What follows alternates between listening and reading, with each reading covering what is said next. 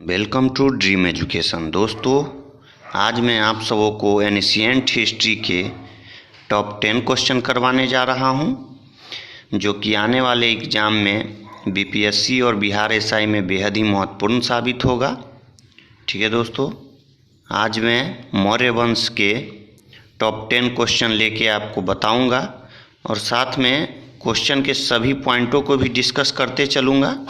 So video शुरू से अंत तक देखिएगा दोस्तों, वीडियो बहुत ही मज़ेदार होने वाला है।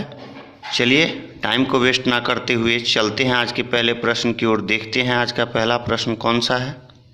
पुराणों के अनुसार चंद्रगुप्त की जाति कौन सी थी? तो दोस्तों इसका सही उत्तर हो जाएगा ऑप्शन बी। पुराणों के अनुसार चंद्रगुप्त की जाति शूद्र थी। ठीक है, अब बात कर लेते हैं इससे जुड़े कुछ मोस्ट इम्पोर्टेंट पॉइंट की। प्लीज़ आप लोग नोट डाउन कर लीजिएगा। तो दोस्तों, चंद्रगुप्त मौर्य वंश का संस्थापक था, जो 322 ईसा पूर्व में मगध की गद्दी पर बैठा। ठीक है दोस्तों, इसके प्रधानमंत्री का नाम चाणक्य या फिर विष्णुगुप्त या फिर कौटिल्य, तीनों में से कुछ भी बोल सकता है आपको एग्जाम में। और इसी के प्रधानमंत्री चाणक्य ने अर्थशास्त्र पुस्तक की रचना की थी, और यह अर्थशास्त्र पुस्तक का संबंध राजनीति से है। अर्थशास्त्र से असल में इसका संबंध नहीं है, और यही क्वेश्चन आपको कई बार एग्जामों में पूछा जाता है, तो आप इसको ध्यान रखिएगा। ठीक है दोस्तों, चलिए चलते हैं आज के अगले प्रश्न की ओर। देखते हैं अगला प्रश्न कौन सा है। राजतरंगिणी के अनुसार चंद्रगुप्त के पिता कौन थे? तो इसका सही उत्तर हो जाएगा ऑप्शन ए। राजतरंगिणी के अनुसार चंद्रगुप्त के पिता शकुनी थे। ठीक है, अब बात कर लेते हैं इससे जुड़े कुछ मोस्ट इम्पॉर्टेंट पॉइंट की। तो दोस्तों, राजतरंगिणी के लेखक कलहन थे, जैसा कि आप सभी को पता होना चाहिए।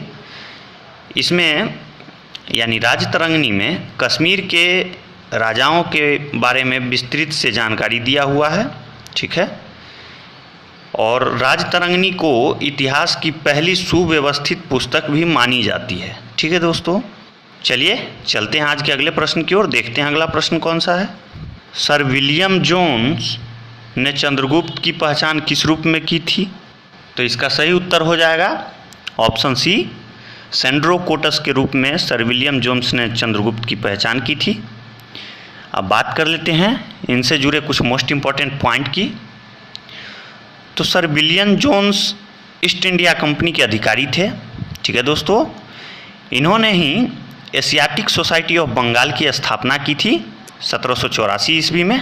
ठीक है, और इन्होंने ही अभिज्ञान शकुंतलम का संस्कृत से अंग्रेजी में अनुवाद किया था।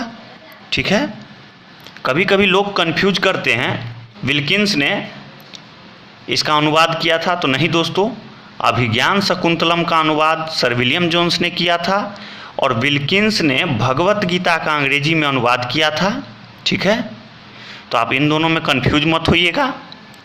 आने वाले आगामी बीपीएससी और एसआई के लिए यह बहुत ही इंपॉर्टेंट क्वेश्चन है, इसको ध्यान में रखिएगा। चलिए चलते हैं आज के अगले प्रश्न की ओर। देखते हैं अगला प्रश्न कौन सा है। चंद्रगुप्त मौर्य की मृत्यु कब हुई थी? ठीक है, तो इसका सही उत्तर हो जाएगा ऑप्शन सी 298 ईसा पूर्व में। ठीक है, अब बात कर लेते हैं इससे जुड़े कुछ मोस्ट इम्पोर्टेंट पॉइंट की।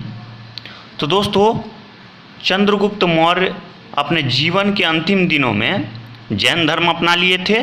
ठीक है, जब मगध में 12 वर्षों का अकाल पड़ा था, तब भद्रबाहु के साथ ये कर्नाटक के श्रवण बेलगोला के लिए निकल पड़े थे। ठीक है, वहीं पर इनकी मृत्यु संलेखना विधि से हो गई। अब कभी कभी आपके एग्जाम में यह भी पूछ लिया जाएगा कि संलेखना विधि क्या है। तो दोस्तों, उपवास रह के मृत्यु को प्राप्त कर लेना ही संलेखना विधि कहलाता है, तो आप इसको ध्यान में रखिएगा।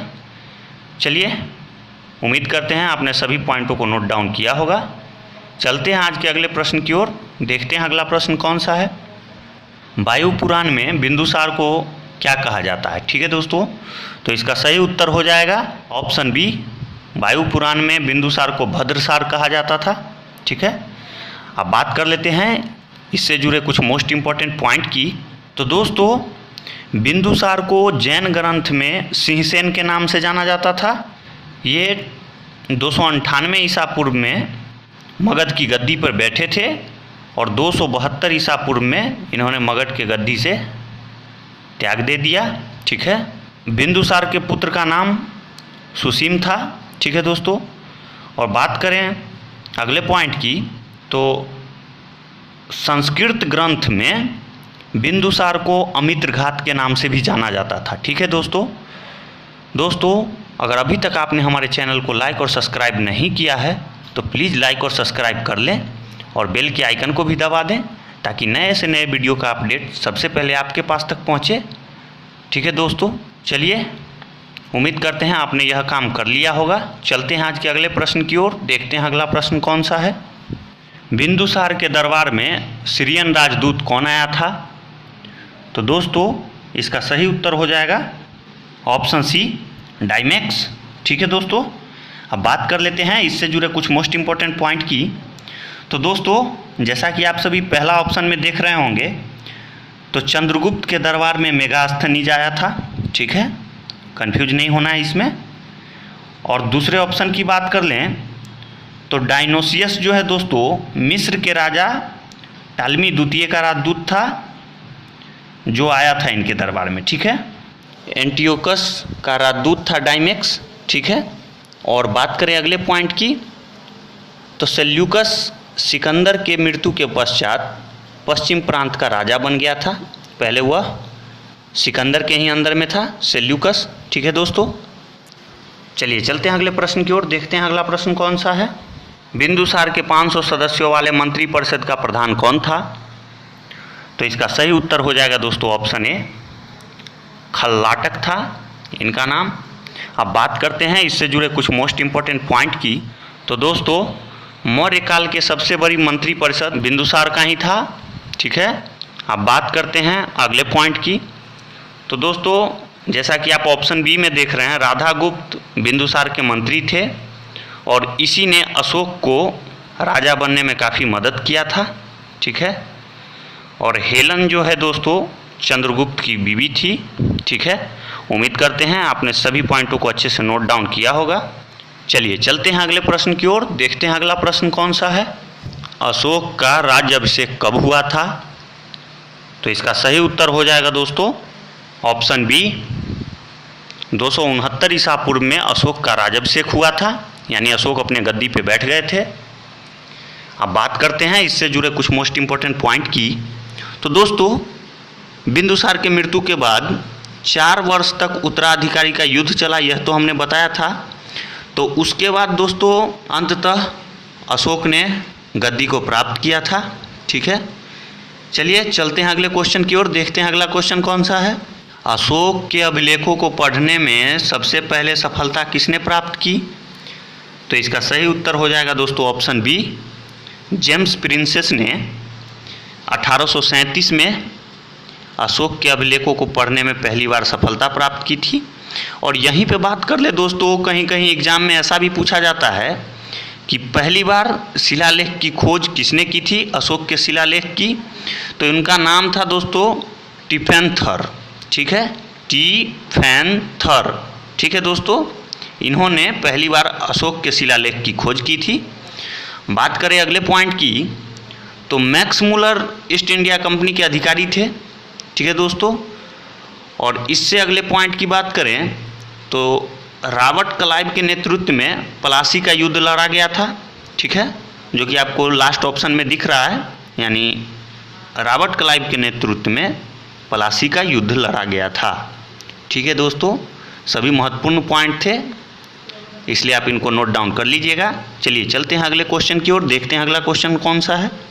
अशोक के ज़्यादातर शिलालेख कौन सी लिपि में लिखी गई है? तो इसका सही उत्तर हो जाएगा ऑप्शन बी, ब्राह्मी लिपि में लिखी गई है। ठीक है दोस्तों, अब बात कर लेते हैं फर्स्ट पॉइंट की। तो देवनागरी हिंदी और संस्कृत की लिपि है। ठीक है दोस्तों, बात करें सेकेंड पॉइंट की, तो ब्राह्मी लिपि उस वक्त की प्रसिद्ध लिपि थी। और लास्ट पॉइंट की बात करें तो अरमाइक लिपि पाकिस्तान और अफ़गानिस्तान के क्षेत्र में बोली जाने वाली और लिखी जाने वाली एक लिपि थी। ठीक है दोस्तों, उम्मीद करते हैं आपने सभी पॉइंटों को अच्छे से नोट डाउन किया होगा।